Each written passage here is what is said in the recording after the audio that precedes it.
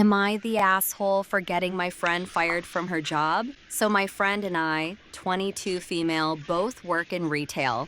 I had planned for weeks with my boyfriend to go home during the weekend so we could visit my family.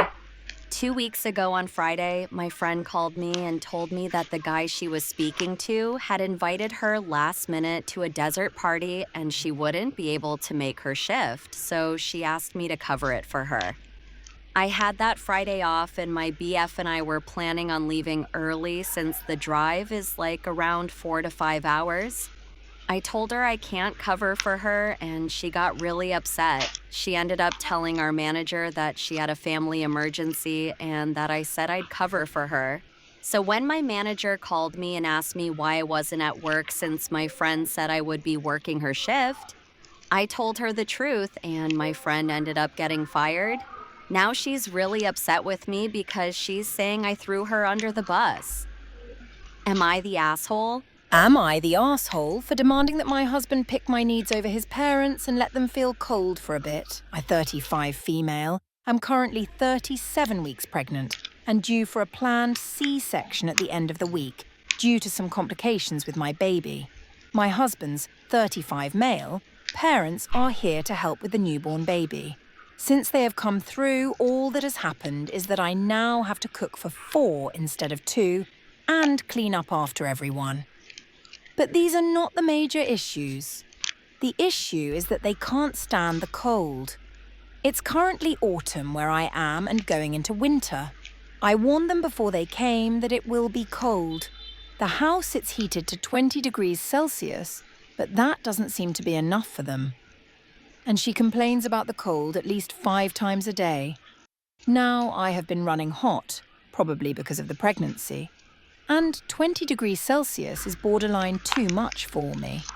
I'm walking around in my summer clothes. I've asked them, and given them, extra layers to put on, so they feel warmer, which until yesterday, she refused to put on. Last night they visited some relatives, and I didn't go, as I was feeling too tired. And she took the opportunity to complain to my husband about how cold she's been feeling. So the moment he came home at night, he turned on the heater. I warned him that it would get too hot at night for me, but he said what else was he supposed to do and kept the heater on.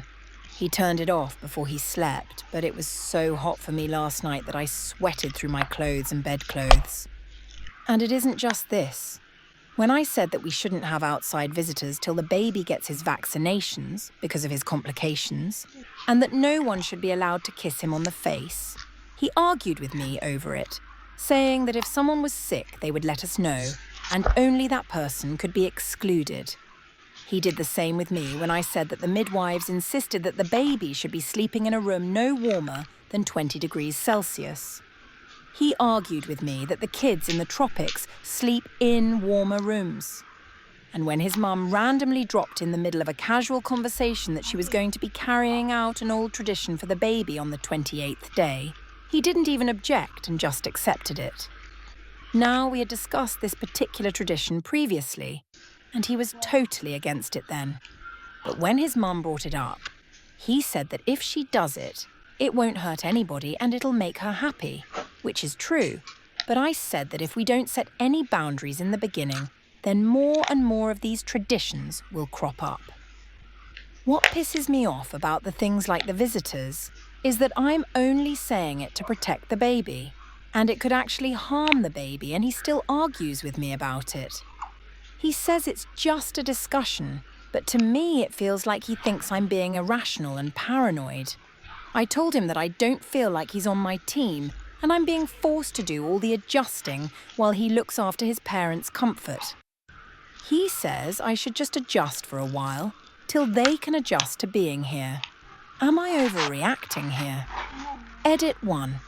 My husband has been generally supportive throughout my pregnancy and the complications we've had with the baby. His parents are nice people and I generally like them. They've travelled halfway across the world to be here and can't be told to go back just like that. He's trying to keep the peace, but all compromises seem to be falling on me. Edit 2. Usually it would have been my folks who came to help, but my mum passed away a couple of years ago, and my sister will be here in February to help out. Am I the asshole for refusing to let my mom bring her boyfriend on our mother-daughter vacation? So I, 20 female, have been planning a small trip with my mom, 46 female, for months. I'm in college, and we haven't really done anything, just the two of us, since I was a kid. She's always said she misses spending time with me and wanted to reconnect. So I saved up and booked a weekend getaway for the two of us at a lakeside cabin. It wasn't fancy, just a cozy Airbnb with hiking trails, a fire pit, and no Wi-Fi. I thought it would be a nice break for both of us. Then, a week ago, my mom asked if her boyfriend could come. I said I'd rather it just be us, since that's what we agreed on. She got quiet and said she didn't think it would be a big deal, since he'd stay out of our way. I told her that defeats the whole point. I wanted time with her, not the two of them.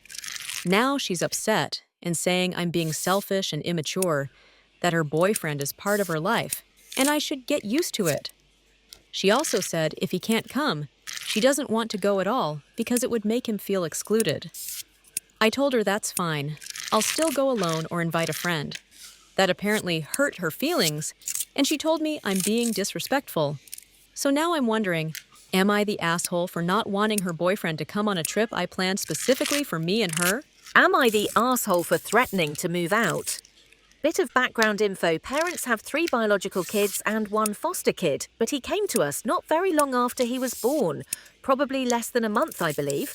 And before anyone starts questioning that, his mother is seen as an unfit parent and had to give up all her children before and after him as well. Bio father is unknown. I'm the oldest son, have an older and a younger sister. Oldest sister has moved out. Little sister Katie is 16, foster brother Jake is 15. I'm 23, finished uni a little less than a year ago, and live at home still. The reason for that is relevant. My parents' house is old. Very, very old, in the sense that if you want to renovate, it's a pain in the arse, because everything has been renovated a million times already. Heating works via an oven you throw wood into. Want hot water or it to not be ice cold. Start a fire, wait an hour, it'll start heating up slowly. Not as big of a deal in summer, but annoying in winter. Another thing, I have a dog that is fully mine. Has been my responsibility since I was a teen. I'm not going to go into detail because that's probably boring to most, but I feed her raw food as well as my aunt's dog. My parents are not interested in learning anything about it. Their dog doesn't know anything but raw, and they don't ever want to switch that. My younger siblings don't know how the oven works, refuse to learn regardless of how often they're shown, and also refuse taking care of anything animal-related. My parents both still work. Bus connections are shit, so at least once a week I'm driving both my siblings somewhere. Now they're both on school break, full break, and my brother plays video games late into the night. No issue, he wears a headset. Only he yells. I don't know about you, but I don't want to be woken up by yelling over Fortnite at 2 a.m. when I have to get up at 6 a.m. for work. I tell him he stops for a day. It starts again. It's like that every break. My parents say I need to be understanding because he has ADHD. I'm not a doctor, but that doesn't make you yell in the middle of the night, does it? Now, in the past, I'd just ignore it. But I have savings. I could move out, move away, and enjoy my freedom. My parents don't want that because, oh, but Katie gets cold when we're working in the morning, or who's going to drive Jake to chess? And who's going to feed Bello? I told them either they get him to shut up at night or they can deal with it themselves and I'll move out. My mum claims I'm threatening them with that. I don't think that's a threat, but a boundary. I want to sleep. In part, I can understand why it's upsetting. They'd have to change their work schedules, and my dad would have to do all the physical work around the house himself. Jake does not help. I don't want to be some ungrateful son who treats his parents like dirt, but I'm so annoyed with being woken up. Am I the asshole for marrying my dad's widow after he passed away? So, this is going to sound awful no matter how I word it, but please try to keep an open mind. My 26 male dad passed away about a year and a half ago. He was married to Elizabeth, 54 female, for around 20 years. She's not my mom, and my dad never actually signed my birth certificate. Long story, family drama, whatever. So, legally and biologically, we're not related in any way. After my dad's funeral, I kept in touch with Elizabeth because she didn't have anyone else. She was diagnosed with stage 4 cancer earlier this year, and her insurance barely covered anything. The bills were getting insane, and she was talking about stopping treatment because she couldn't afford to keep living like that. I work a stable job with incredible health benefits, the kind that cover dependents at 100%. I asked HR about it, and they said the only way to get someone on my plan like that is if they're a legal dependent. So, I offered to marry her, and she hesitantly accepted. Before anyone jumps to conclusions, it's not romantic, we don't live together, we don't sleep together, and there's nothing going on. I just didn't want to watch her die when I had the ability to help her live.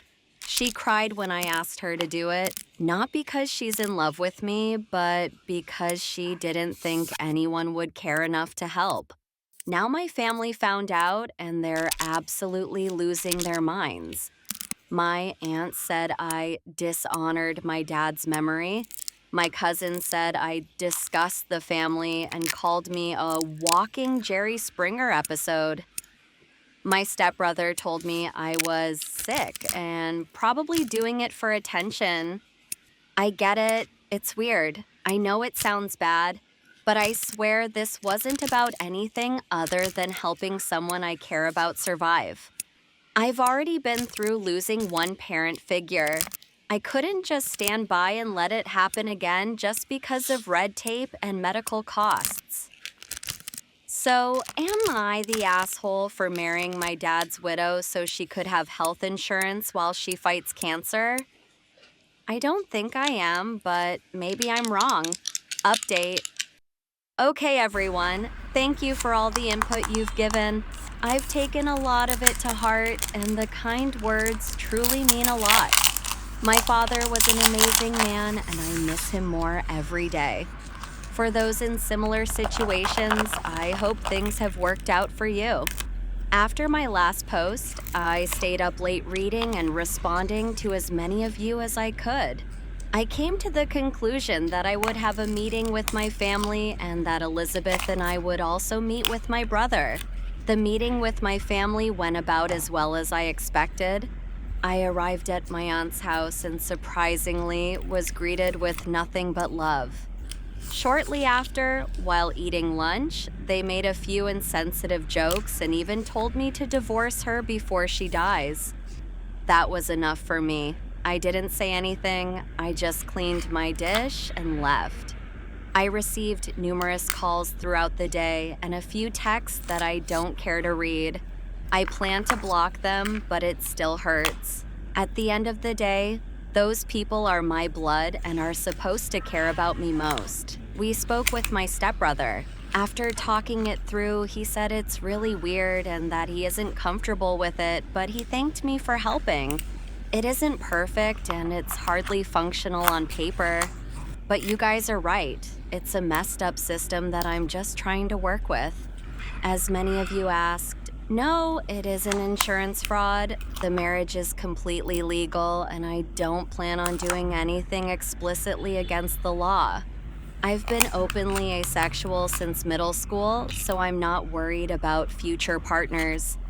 If Elizabeth were to pass away, I'd be okay covering any remaining medical or other expenses. Even if she weren't legally my wife, she'd still be my mom. Which is weird to say, but you all know the story now. Finally, I never intended on telling my family. A cousin of mine saw a company photo I posted on Facebook. It was from our banquet, and I had taken Elizabeth as my +1. Oh, one more note to add. My company knows Elizabeth as my wife. Close colleagues know the full situation as they knew her before. It's all above board. I work closely with an ex-legal aid, and I assure you all we've checked every box. Thank you to everyone who offered words of encouragement.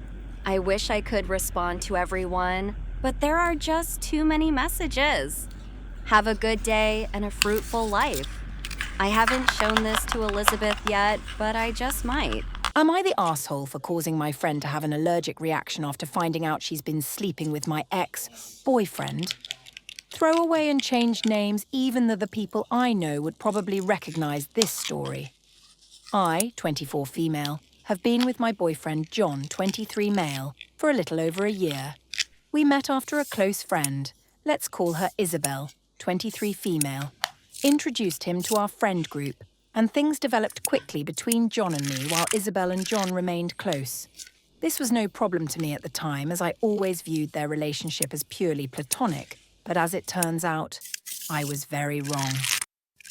Suspicions of their affair started after I noticed John mentioning Isabel more often than usual and them exchanging looks and giggling whenever we hung out together.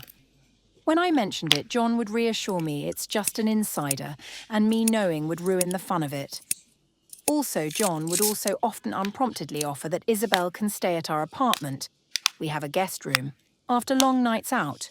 With Isabel, fortunately, always declining. This started around a month ago. A short while later, John started staying late for work, stating that he wants to accumulate overtime so we can spend more time around the holidays together. I know John hates working longer than required, as he already comes home stressed out and tired from his normal shift. To prove my suspicions, I came up with a plan. Everybody in our friend group knows that Isabel has a slight peanut allergy. We have seen her allergic reactions, and they're definitely not fun, but they also aren't life-threatening, facial swelling and redness. So last week, while grocery shopping, I bought some peanut butter under the pretense that I wanted to try out a recipe I saw on TikTok. 2 days ago, John and I got up in the morning, and during breakfast, he exclaimed that he would be working late again. This is when I took the peanut butter out of the cupboard and ate 2 slices of toast with lots of peanut butter. Before he left, I offered to perform oral sex on him, explaining it with only seeing him very late in the evening and not being able to wait until he's back. He happily agreed even, though this caused him to be late and cost him some of his hard-earned overtime. And I went down on him before he went to work. This is when the fallout happens. Later that evening, the group chat is informed by John that Isabel has been hospitalised. She was released the same day, and John is bombarding my phone with messages and calls accusing me of poisoning Isabel on purpose. Since I never eat peanut butter or blow him in the morning, he must have put 2 and 2 together. And that I could have killed her for something I should have talked to him about. I don't feel like this was something I needed to be mature about and talk it out. And since Isabel and I have been close since elementary school, she betrayed my trust even more than John did. She deserved most of the revenge. Isabel probably talked to our mutuals about it since I've been kicked out of the group chat and nobody is responding to my texts. So, am I the arsehole? Am I the arsehole? Mum kicked me out at age 22 with no place to move into and got mad at me that I didn't take simple pictures. Hello, I, 22 female, just got kicked out of my mom's, 58 female, house after being told I had less than a month to clear out the home and find somewhere else to live. For context, I have lived in this house for nearly 16 years. 3 of those years were after my mom moved out to live with her boyfriend, 62 male, several states away. I had my fair share of roommates and even went through a divorce during those 3 years. My mum told me on September 30th, 2025, that I had till the end of October to clear out the entire home and find a new place to live. I work 2 full-time jobs, so it was practically impossible for me to do everything on my own. I had the help of my wonderful boyfriend to guide me and help me through the whole process. It was exhausting, and I'm still very sore from all the heavy lifting. But I managed to clear out the house and find myself a place to live with my 6 cats. Well, as of yesterday, October 29th, 2025, I signed the title of the house to the new owner and received the money in cash. My mum had asked me to take pictures of the front and back of the signed title, but I had forgotten in the moment since my boyfriend was already taking a video of the whole process, the signing, the counting of money and the handshake after closing the sale. My mum texted me this morning asking if I had gotten the pictures, and I told her I had forgotten, but that was because I didn't realise the video wasn't good enough for her to see that everything was signed. Now she's not talking to me, and I think she's mad over not getting 2 pictures, but she got several videos of everything else.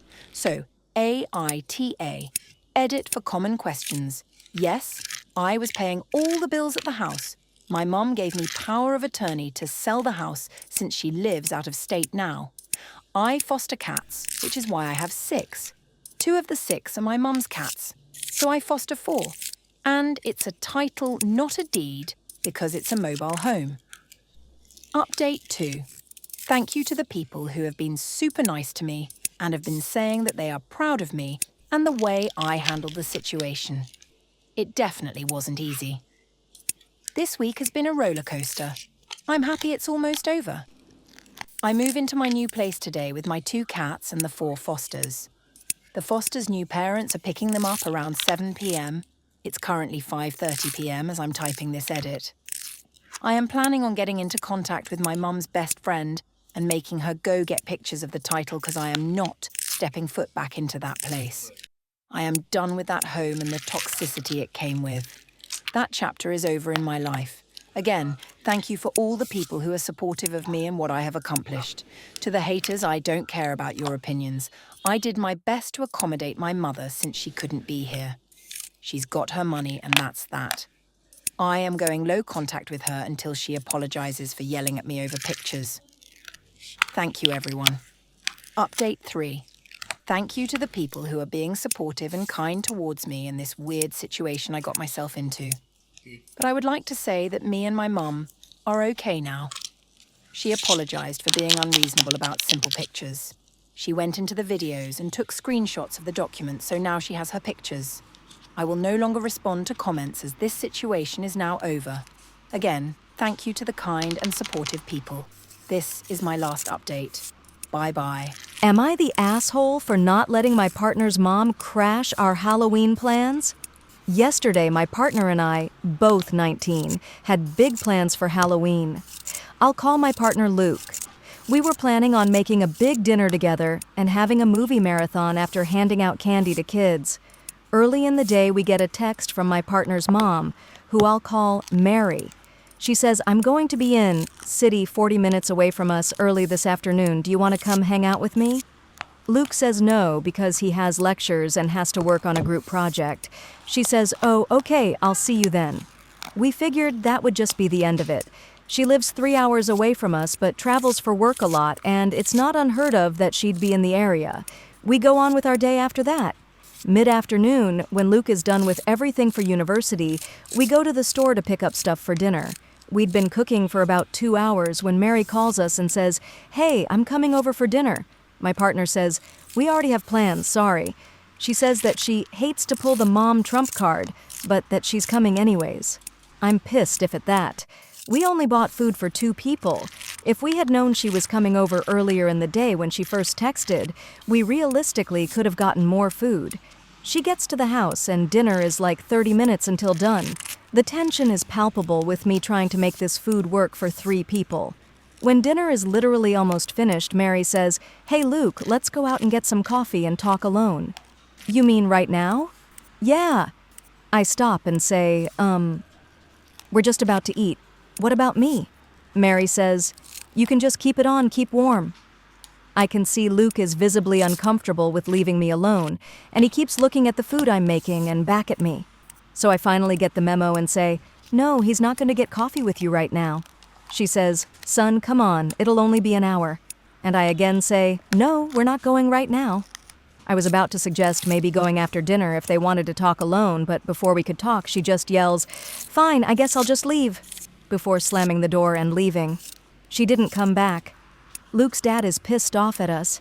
She never comes to visit. You see your girlfriend every day, so what's the big deal? If you went and talked with your mom, it would have worked out in your favor. You're young and should be able to change your plans. Luke and I think it's horribly rude to not consider our plans and availability. If we were younger, I get it. But we have school, work, and obligations now that we're over 18. We can't make everything work around her schedule. Also, even if we had no plans at all, it's rude to drop in unexpectedly on someone and demand food, especially on a big holiday. Finally, we were both hungry. It was even more rude to say to me, "Just wait another hour while we go and have coffee and a dessert alone." My partner's dad said we're acting like babies. Not to get overly salty, but I think the baby move in this situation was to run out screaming instead of, going out alone after we ate, or at least asking why he didn't want to go at that moment. I do feel bad for hurting her feelings and making it feel like we don't care about her. She has a history of being horribly clingy and sensitive around Luke after one of his sisters cut her off. I know she has it rough. But I was upset she crashed without us knowing and wanted to go out alone with my partner and leave me hanging. I would like the opinion of parents and older adults especially. Our close friends our age say it's not our fault, but we've had some older adults say it's rude to reject a parent like that. Edit. Thank you all for your input. Going forward, I've decided to talk with my boyfriend about being more forceful with her when it comes to boundaries, and I will make sure he is the one talking, not me. Next time, we will be harsher on saying no. We are also looking into counseling for my boyfriend for this issue. I might post an update after this situation cools down a bit. Thanks again. Am I the asshole for telling my pregnant sister she can't move into my guest room for a few months after she argued with her boyfriend? My sister, 25 female, is 5 months pregnant and recently had a big fight with her boyfriend. She called me, 30 female, crying, saying she needs space from him and asked if she could stay in my guest room just until she figures things out. Here's the problem, that guest room isn't really empty. I use it as my home office and I work remotely full-time. It's filled with my setup, shelves and equipment. I told her I could maybe let her crash for a weekend or two, but not indefinitely. She said she'd barely be there during the day and that I'm valuing my job over family. I reminded her that my job literally pays for the apartment. She told our mum, who texted me saying, "It's just for a few months, you have space and she's pregnant, have some compassion." But last time my sister stayed with me, for a week, it turned into 2 months, and I had to ask her to leave after she started leaving laundry everywhere and having her boyfriend over constantly. Now she's not speaking to me and says I'm abandoning her when she needs me most. Am I the asshole for saying no? Am I the asshole for canceling my visit after my father refused to pick me up from the train station and called me a drama queen for it? I, 42 female, currently live abroad. My partner and I have built a life there over the past years, but my parents have never once visited us, even though I've invited them several times. Now that I'm back in Germany for a short stay, I thought it would be nice to visit them. We haven't seen each other in almost a year. I don't have a car here, so I plan to come by train. The trip already involved a few transfers, and the last station before their town is about 30 kilometers away. I asked my father if he could pick me up there since the next connection would have been very tight and would have added extra waiting time anyway. He hesitated and said it was too much of a detour and that he didn't know the area well. Eventually, he found another connection and told me I could take that one instead. It was basically the same route, just earlier, and I would have had to wait even longer between trains. But that way, he wouldn't have to drive the extra 30 kilometers. For context, this is a man who regularly drives all over the region to take pictures of trains, his hobby, without blinking an eye at hundreds of kilometers. Yet suddenly, picking up his daughter he hasn't seen in a year is too much. When I asked if he was seriously refusing over such a small thing, he got defensive, called me playing the victim, and a drama queen. In German, he literally said I was acting like a sulky sausage, which is as ridiculous as it sounds. At that point, I was done. I told them I wouldn't come. I felt completely unwelcome, not because of the distance, but because of the attitude. I've lived abroad long enough to recognize when someone values your effort versus when they see you as an inconvenience. My mother was disappointed and sent several emotional messages, saying parents make mistakes, that I should reconsider, and how sad it would be if I didn't visit. But to me, this isn't about perfection. It's about respect and basic willingness. So I canceled the visit. Now I'm being told I overreacted and that I'm too sensitive. Am I the asshole for drawing the line here? ITA. For saying my daughter's friend can't come back to our house until I've spoken to her parents? My daughter Cece, 12, met this girl, I'll call her Katie, 13, at a summer intensive dance program in August. Katie seemed like a nice enough kid, and for the most part I think she is. But since school started, things are starting to concern me. Katie and Cece don't go to the same school. In fact, Katie's school is quite far from us, and she lives near there apparently. I say apparently because Katie just kind of appears at our house as if from nowhere. She says she takes the bus for about 45 minutes, but she'll appear at weird hours, like 7:30 a.m. on a Saturday. She also comes over after school some days, which I don't mind, but we have a rule that no one stays past 6 on a school night, which is a boundary she routinely pushes. She's getting very comfortable pushing boundaries in general, such as coming for a sleepover with a suitcase of clothes and asking our helper to do her laundry, some of which I'm pretty sure isn't even hers, or inviting herself to come on outings. And the biggest thing is, I'm pretty sure she's stealing from our house. We have a storeroom full of stuff we buy in bulk and take to bathrooms and kitchen as needed. Now, I'm not counting our things like a crazy person, but I know generally what we use and what's going down quicker than usual. And I guess the big red flag and the reason I'm making these posts is I've never seen or heard from this girl's parents. She came to the dance classes by herself, she comes and goes from our house by herself, never has invited Cece over because she says she shares a room with her brother. If I ever asked to speak to her parents about her having a sleepover, she says she texted them, and they're not home / at work / at a function and can't talk. I've let it go for now because I'm trying to be sensitive to the fact that not all parents have the time to be all over their kids, and I know I'm pretty protective and some parents are more free range. My husband, who spent his teenage years away from home for days at a time, says it can happen in some families and that I'm being a bit harsh. But the final straw for me was last weekend. I went away for a few days, came back Sunday afternoon, and Katie had been there since Friday. She asked to stay another night, to which we said no because we don't do sleepovers on school nights. She just didn't leave and stayed for dinner. I asked if she was going to be okay taking the bus home or if she wanted a ride or to call her parents, to which she said her parents were out of town for the weekend and only getting back tomorrow. Apparently her brother was in charge at home. This was it for me. Now, I love my husband, and I know he's a safe person. But here's a teenage girl sleeping over without an adult female present in a day and age where most people aren't even letting their kids have sleepovers, and the parents don't even know. I just feel like this opened us up to crazy liabilities. I was kind of glad Katie didn't call her parents because I'd have no idea who would be turning up on my doorstep or if they're even okay that their daughter is here. It just put in perspective to me that I'm not okay with this complete lack of communication. I told Cece that next time Katie comes over, I will need to speak to her mother before she comes or she's not allowed. I just feel I need to take a hard line on this. Katie's parents could be totally normal people who are just busy. That's fine. I just need to know whose kid is in my house. By the same token, if there is something wrong, I have zero information about them to hand over to relevant agencies. I just need something to go off. And if God forbid their kid slips and falls in my house, I want to know they at least know where she is. My daughter thinks I'm being unfair and overbearing. My husband is supporting me, but privately said there's a ton of reasons a kid would be embarrassed of their parents, and I should mind my own business. He is all for stricter rules on Katie coming over, but says I need to drop the parent condition. I'm not trying to be over the top and nosy. I'm not asking for one big family dinner. I just want to be sure that the adults know where their kid is, and that they're okay with her being there. Is that too much to ask? Am I the asshole for issuing an ultimatum and not just mind my own business? ITA. For saying my daughter's friend can't come back to our house until I've spoken to her parents?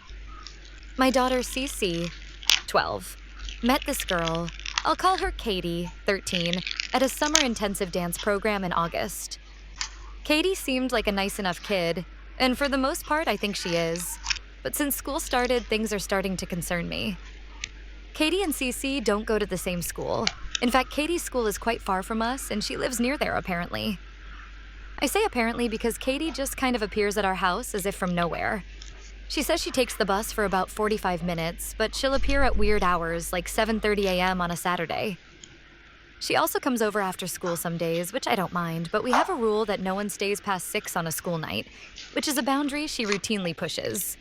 She's getting very comfortable pushing boundaries in general, such as coming for a sleepover with a suitcase of clothes and asking our helper to do her laundry, some of which I'm pretty sure isn't even hers, or inviting herself to come on outings.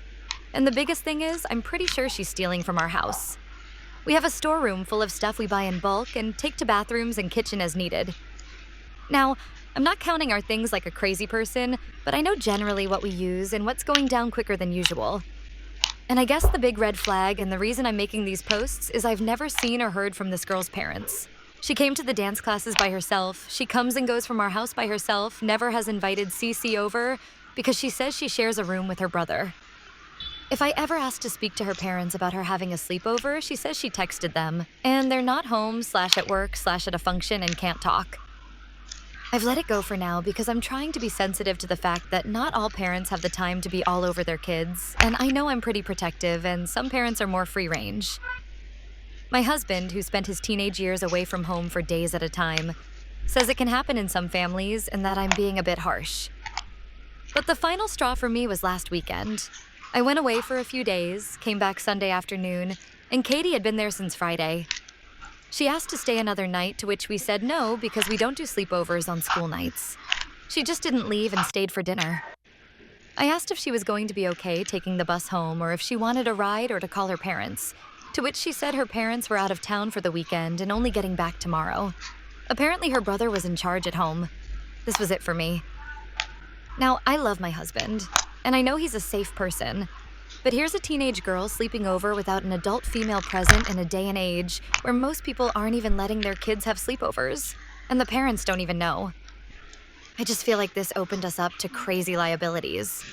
I was kind of glad Katie didn't call her parents because I'd have no idea who would be turning up on my doorstep or if they're even okay that their daughter is here. It just put in perspective to me that I'm not okay with this complete lack of communication. I told Cece that next time Katie comes over, I will need to speak to her mother before she comes or she's not allowed. I just feel I need to take a hard line on this. Katie's parents could be totally normal people who are just busy. That's fine. I just need to know whose kid is in my house. By the same token, if there is something wrong, I have zero information about them to hand over to relevant agencies. I just need something to go off. And if God forbid their kid slips and falls in my house, I want to know they at least know where she is. My daughter thinks I'm being unfair and overbearing. My husband is supporting me, but privately said there's a ton of reasons a kid would be embarrassed of their parents, and I should mind my own business. He is all for stricter rules on Katie coming over, but says I need to drop the parent condition. I'm not trying to be over the top and nosy. I'm not asking for one big family dinner. I just want to be sure that the adults know where their kid is, and that they're okay with her being there. Is that too much to ask? Am I the asshole for issuing an ultimatum and not just mind my own business? Am I the asshole for refusing to be around my brother? I, 34 male, have an older brother, 39 male, who I can't stand to be around anymore. We grew up in a very strict, religious, God-fearing household, but despite that, we were really close as kids. Fast forward to our late teens / early 20s, we both happened to be gay. You can imagine how that went over in our family. My brother came out first and moved out to live with his partner, so he avoided most of the fire and brimstone from my parents. Around that time, I confided in him that I was also gay, because who else could I trust to understand what I was going through? Well, during a visit home, right before he left, he told my mom about me, outed me. I was still living at home, emotionally fragile, and completely dependent on my parents. What followed was absolute hell. I was condemned, called mentally ill, and emotionally torn down for years. I couldn't understand why my own brother would do that to me, knowing full well what would happen.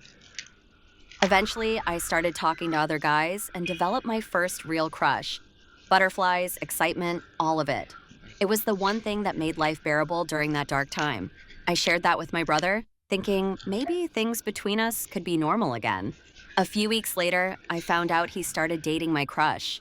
They went on to be together for 4 years. That was the breaking point for me.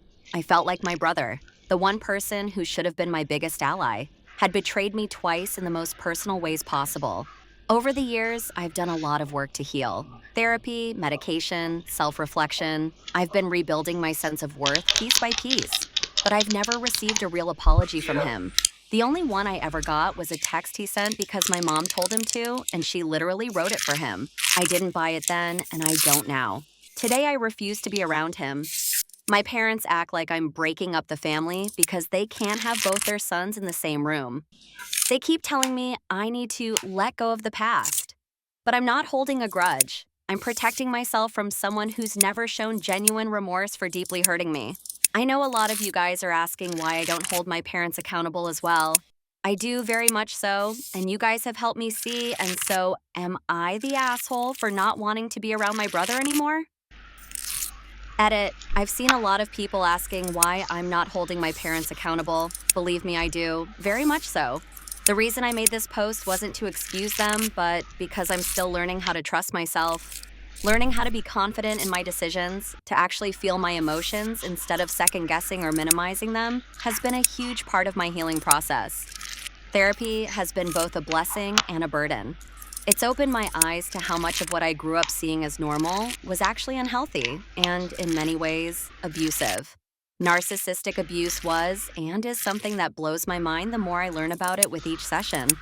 That's been a hard truth to sit with. I'm not going to pretend I've fully broken away yet. I'm not mentally there, but I am setting boundaries, limiting contact, and working on building the version of myself that can stand on my own one day. Just wanted to clear that up for everyone. I appreciate the tough love and the empathy. Both have helped me out a lot, and I appreciate you all.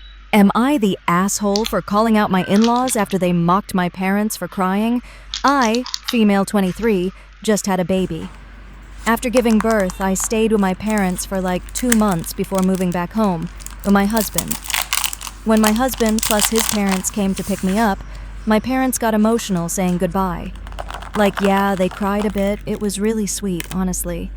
We don't live close and they won't see us often.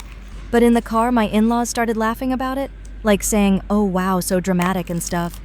I just sat there like, are you serious? It felt so mean and disrespectful. I ended up snapping and told them it wasn't funny. Then everyone went quiet, and later my husband told me I overreacted. By the way, during those 2 months, they barely texted or called to check on us, not even when the baby got sick twice. And now they're mocking my parents for caring too much? I don't know, man. Am I the asshole for calling them out? Am I the arsehole for doing a group Halloween costume with my stepdaughters that their mother doesn't approve of? I, 35 female, am the stepmother to 2 lovely 10-year-old twin girls who I adore. I have been married to their father, 38 male, for 5 years, and we dated for 2 years before that. I consider myself very close to them, and we always have fun whenever they stay with me and their father. They recently asked what kinds of movies I watched when I was their age. So it led to me digging out some old classics, most notedly, The Parent Trap. Of all the older movies I showed them, this one was their favourite. I think they got a kick out of seeing a movie about twins. They even delighted in the fact that in their opinion I look like Meredith Blake. It's the hair I think no way am I as gorgeous as Elaine Hendricks. It has become an inside joke of us, with me often putting on her voice and acting the part while they fall into hysterical giggles. My husband has even gotten into it and playing the clueless Nick when we get into this playful spirit. The girls are staying with us for Halloween. They alternate who has them on holidays, and whoever has them for Halloween is in charge of the costume. The girls asked if I would do a group costume with them. I was touched and told them of course and asked them what they wanted to do. I should have seen it coming. They wanted to do The Parent Trap, with them as the girls and me as Meredith. I found it harmless and agreed. My husband found it funny and said he'd even dress as Nick then. I got a call from their mother today telling me she'd heard of the costume and she didn't approve, that she felt it wasn't appropriate. I at first was touched and assumed she worried about their stepmother being portrayed as a wicked gold digger and told her it was fine, it was just an inside joke that had occurred that sparked this. That wasn't the issue. She didn't think it was appropriate for me to do a group costume with her daughters at all, and that it was clearly lazy and I was forcing it, as why else would her daughters want to do a costume from an old movie? I got rather upset here, but tried to stay calm on the phone, and I told her she might not approve, but it was harmless, and I'd been in the girl's life for 7 years at this point. My husband, who was in the room during the call, could see I was getting upset, so took the phone off of me and began to get into it with his ex-wife, telling her that she could have all the issues she wanted, but it was an entirely proper costume for their age, and it had been the girls who suggested it, reminding her it was up to him what they dressed as this year, and he'd approved of it. I got him to calm down as he was getting upset, and the call ended rather tersely. I just feel awful about this whole thing, and I wonder if I should just bow out of matching the girls in costume, if it will prevent further problems. I just know this will be a bigger thing down the line. Am I the jerk for refusing to host my sister and her kids after they trashed my place last time? Last month, my sister asked if she and her 2 kids could stay over for the weekend since her apartment was being fumigated. I said yes, even though I live in a small 1-bedroom. When they left, my place was a disaster.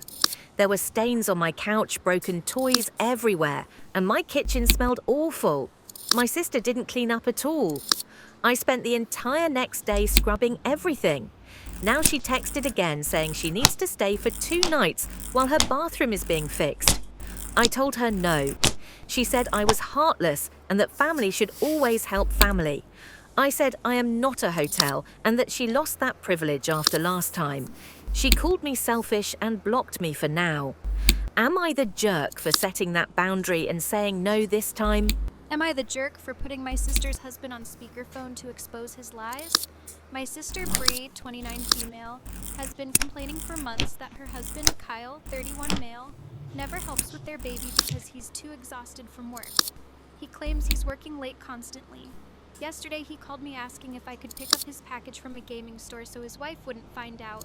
Red flag. I asked him what he was doing after work.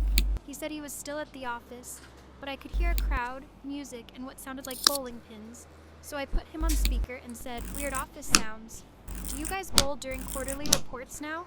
Silence. Then he hung up. 2 hours later, Bree called crying because Kyle accused me of trying to ruin their marriage and plant distrust. I told her the truth. He was clearly lying, and she deserves honesty. Now my mom says I should have stayed out of married people's issues. Am I the jerk? Am I the jerk for telling my roommate's boyfriend he can't stay over anymore because he keeps borrowing my clothes? My roommate's boyfriend, 23 male, practically lives at our apartment. I, 24 male, don't love it, but whatever. But recently, I noticed clothes going missing. Shirts, hoodies, a jacket. I thought I misplaced them until I saw him wearing one of my hoodies in our kitchen. I said, "Hey, that's mine." He said, "Oh, I thought it was your roommate's." We share everything I said. Well, don't share my stuff. A week later, I found another sweater missing, and my roommate said he probably grabbed it accidentally.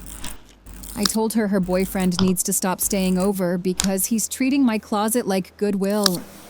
She called me dramatic and said, "They're just clothes." I told her, "Cool, then he doesn't need to be here." Now she's saying I'm making the apartment uncomfortable. Am I the jerk?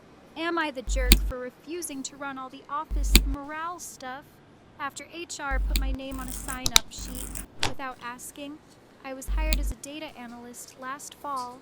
Small tech company, hybrid.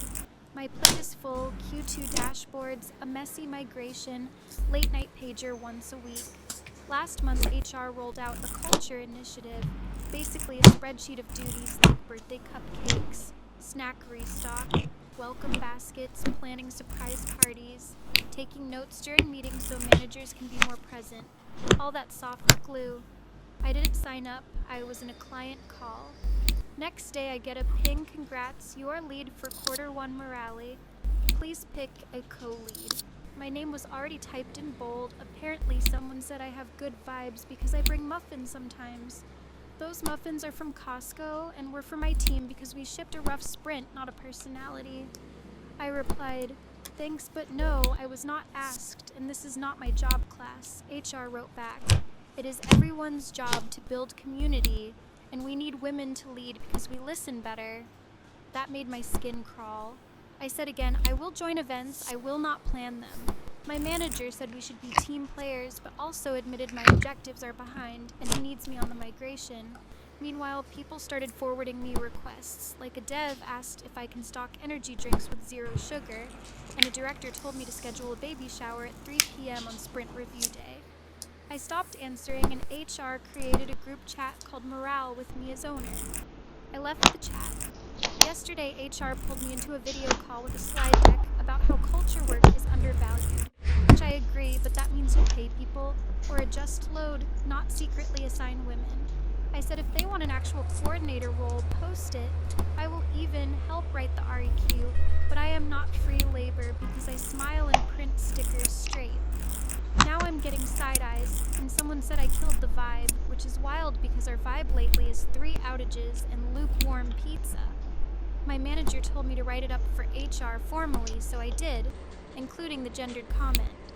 HR is disappointed and says they will reevaluate the process, but a few coworkers think I made drama for nothing.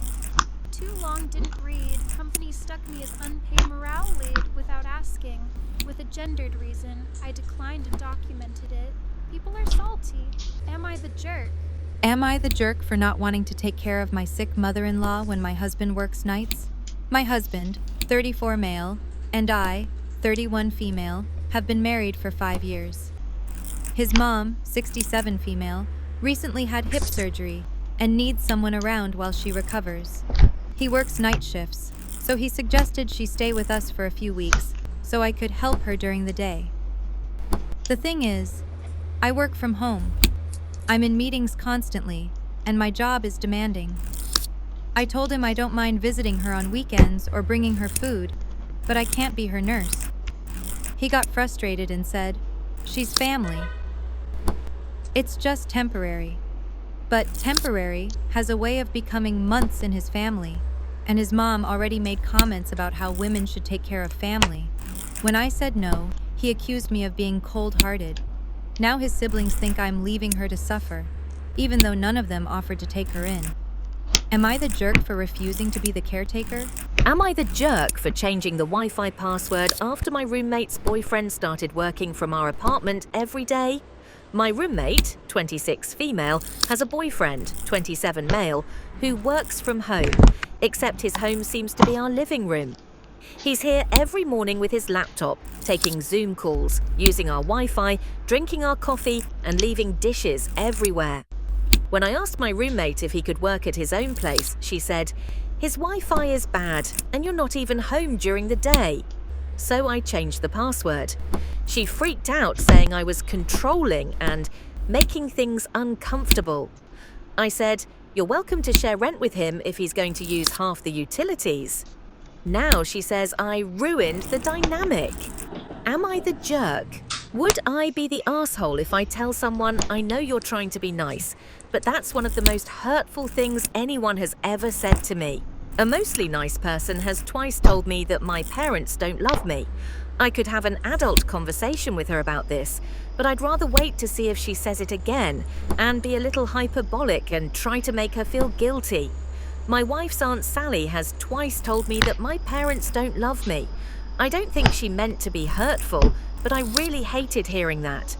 The first time, she was upset with me and lecturing me about how to be a better husband.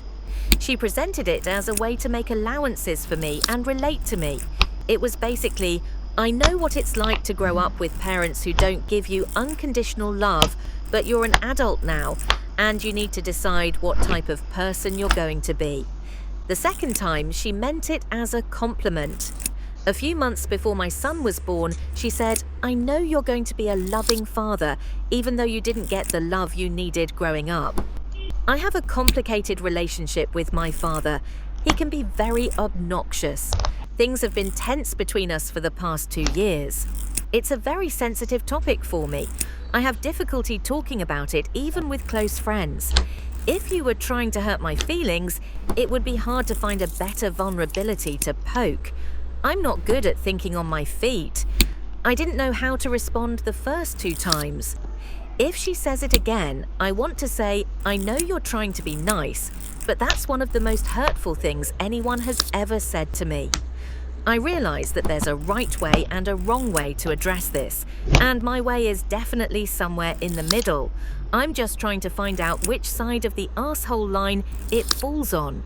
A well-adjusted adult would either have a heart-to-heart with Sally about the lingering feelings from what she said, or just let it go and accept that she made a mistake. On the other end of the spectrum, some people would address this with yelling and name-calling. Sally and I got along very well for several years before this happened. Now, I'm uneasy about sharing anything personal with her. I make chit-chat with her, but I don't like to get into deep conversations, because I don't like the idea of her knowing about sensitive topics. I want her to feel ashamed of herself. I'm certainly being at least a little bit of an asshole by weaponizing her compassion against her. I just want to know if I'm going too far. Would I be the asshole if I put a lien against my parents' house and sued them for my college tuition? I, 17 female, am graduating high school next month and am set to attend my first choice college with a partial scholarship in the fall. It's an in-state school about an hour away. And because of my dual enrollment credits, I should only be 5 semesters from finishing my bachelor's degree and then going for the master's degree. I need for the career I want. 5 years ago, my mom's mom, died, leaving behind a college fund for me and my siblings. Kyle, male 25, and Kelsey, female 22. Mom's Aunt Teresa was supposed to oversee it, but she died in 2020. And somehow my parents wound up in charge. I don't know all the details because I was 12 when Mama died and 14 when Aunt Teresa died. I'm not even sure exactly how it was structured or how much there was, except that it was supposed to be enough to cover a significant amount of our expenses, if not everything. Kelsey is a fine arts major, and her first year of college was derailed by lockdowns, and she wound up losing an entire year. She was supposed to go back for her final year next fall, just as I am starting college. But last night at our grandpa's birthday dinner, Dad's dad, she announced that she had been invited to participate in a junior artist in residence study program and was deferring her last year of college. Everyone congratulated her, and my grandparents asked about what sort of stipend she was getting. She said there wasn't one, but Mama's money would cover her living expenses. My uncle said that between me starting college and them covering that, the fund would be empty soon, and would her share be enough to pay for her final year after? That's when my dad said that since I had scholarships and my sister needed it more, I wouldn't be getting any of the money Mama left for us. Everyone was shocked and started asking questions, but my parents insisted that it was important to support my sister's artistic goals, the way we never were, and that I'd be fine. When my grandparents argued with them, Mom said I could take out loans for what my scholarship didn't cover and live at home to save money. I was in tears, and my sister was upset that people weren't happier for her. When my uncle asked if there was even going to be money left for my sister to go back and graduate, my parents said they would take out a loan against the house to cover it. Everyone got in a huge argument, and my parents and sister left. My grandparents, uncle, and aunt got to talking, and my uncle, who is a lawyer, says he's going to look into it and that we may have to sue them for my share of the college money because he believes they mismanaged it. My grandparents are worried about them mortgaging the house and losing it, and suggested we take out a lien against the house for my tuition money so they can't use it to get a loan to pay for my sister's expenses. Would I be the asshole if I sued my parents for my college tuition and put a lien against their house like my grandparents suggested? Would I be the asshole if I pressed charges on a 12 for accusing me? For some background, I, 25 male, met my wife, 24 female, around 4 years, and the relationship was perfect in all ways. We had many common interests. We rarely argued, our communication was great, and even our families got along great. My life was honestly great. I had a great job that I loved, and we were even planning on starting a family soon. Until my wife's cousin C, 12 female, accused me of something horrible. She always seemed to stick to me whenever I was around, and I had tried to keep my distance, as I know how that would look. I know it's horrible, but I didn't want to risk it with my adult life barely starting, and her dad didn't seem to trust me much. Her accusation quickly spread, and it flipped my world upside down. I was fired from my job. My extended family cut me off, and even my wife was skeptical about me. The only people who seemed to believe me were my immediate family, and even then, my brother didn't want me around his kids. A week after her accusation, I was arrested and was kept in holding for over 2 weeks, during which I was treated like crap. And C's father came to my house looking for me and basically broke everything inside. After I was released, I contacted a lawyer to fight the charges against me. A proper investigation was done, and 6 months after her accusing me, I was deemed innocent, but the damage was already done. Everyone in our town shunned me, my friends cut me off, and I lost my job and reputation. I am now in the process of pressing charges against C, her dad, and several other members of my wife's family that blasted me on social media for defamation, destruction of property, and more, and I'm even considering filing for divorce. My wife is telling me to reconsider, saying that she is just a kid and did a stupid mistake, and even my mom is telling me I shouldn't be vindictive and that I got my job back, so there's no damage done. But my dad has supported me fully in this, which is creating problems between him and my mom. Frankly, I don't care whether she's a kid or what will happen to their family if I press charges. She ruined my life, my reputation, my marriage, and possibly even my future. I am barely holding it together, and I have broken down crying many times, and all the drama, and my mom siding with her is destroying me even more. I know it's the right thing to press charges, but all the people, including my mom telling me she's just a kid, is making me doubt myself. Sorry for the long post, I'm dealing with a lot, and writing it out helps.